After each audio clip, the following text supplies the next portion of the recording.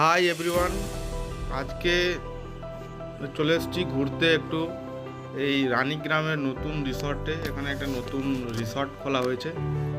হ্যাঁ, দেখুন আপনারা সবাই। নিরিবিলি পরিবেশের মধ্যে একটা খুব সুন্দর জায়গা হয়েছে এটা। ভেতরটা দেখুন, ভেতরটা আরো সুন্দর, অ্যাকোমোডেশন খুব সুন্দর, খাওয়া দাওয়া সব কিছু অ্যাভেলেবেল আছে।